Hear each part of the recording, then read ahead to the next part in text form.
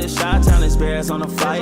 Let me go tune in to Keek on the mic. He gon' make sure we get our news and highlights. When you get on YouTube, you better hit the like. It's really starting to sound like these three prospects in the upcoming 2025 NFL Draft will be the Bears pick at number 10. Hey, what's going on, Bears fans? Thank you so much for joining me for another episode of Keek on the Mic, the podcast all about the Chicago Bears. As always, if you're new to the channel, make sure you hit that subscribe button and the notification to catch all Bears content right here on the podcast.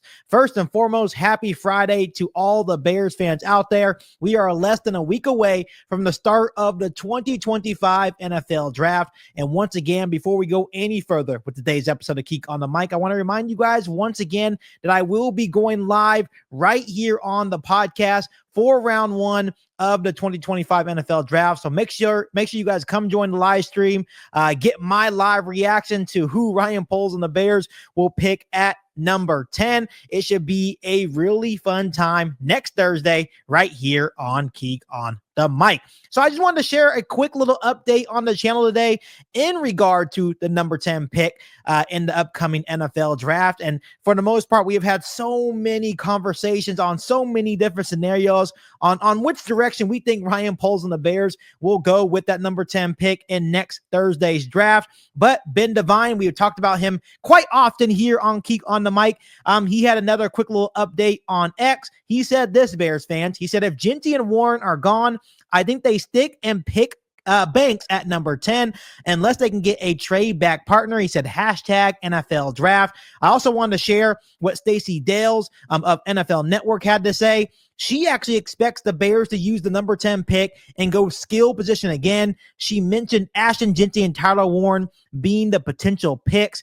She said, if both are available at number 10, basically questioning who would you pick if you were general manager Ryan Poles. So it seems like there's a consensus around the National Football League going into next Thursday that the three players that are the highest on the Chicago Bears board are: one, running back Ashton Jeanty from Boise State; two, Tyler Warren, tight end from Penn State; and three, Kelvin Banks, the offensive tackle from Texas, which he's really starting to spring up draft boards. I know that we have Will Campbell. I know that there's Amar Membu as well. But Kelvin Banks is really starting to be talked about around the National Football League going into round one of next week's NFL Draft. And to me personally, Bears fans, I am totally fine with Ashton Jeanty and Tyler Warren. I've told you guys many times on the podcast that I would love either one of those guys on the Chicago Bears to pair with Caleb Williams, to pair with Ben Johnson here in Chicago on this Bears offense.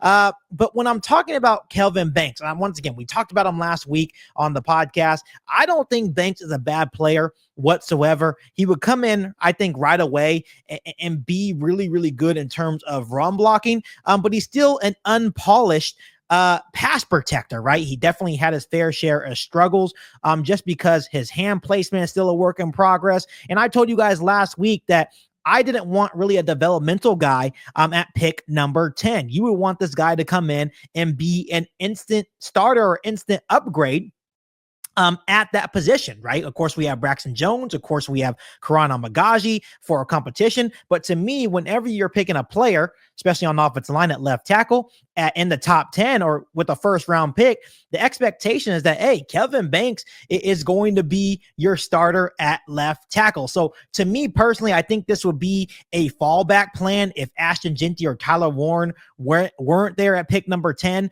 for the Chicago Bears. And I think Jeanty and Warren are their two highest prospects going into next week. But like I said last week, if they really like Kelvin Banks, that's totally fine. I just feel like we can possibly get him in a trade back scenario, which Ben Devine did mention, saying unless they can get a trade back partner, and that's always a solid option as well for Ryan Poles, especially if everyone's gone. Let's say Will Campbell is gone. Let's say Ashton Jeanty and Tyler Warren are gone, and let's say they aren't sold on Kelvin Banks. maybe they can find a trade down partner, recoup maybe a second round pick, maybe recoup a pick for next year's draft as well, and still get a very good player. We talked about the scenario, maybe trading down, get a Marion Hampton, trading back and getting Kenneth Grant. But things are starting to get really interesting and starting to come more into focus on what the Chicago Bears actually want. And I do want to make it known, going back to Kelvin Banks really quick, is that the Bears actually had a private workout with Kelvin Banks. So it sounds like they are really interested in Banks out of Texas. Once again, he did play against some solid competition while playing for the Longhorns.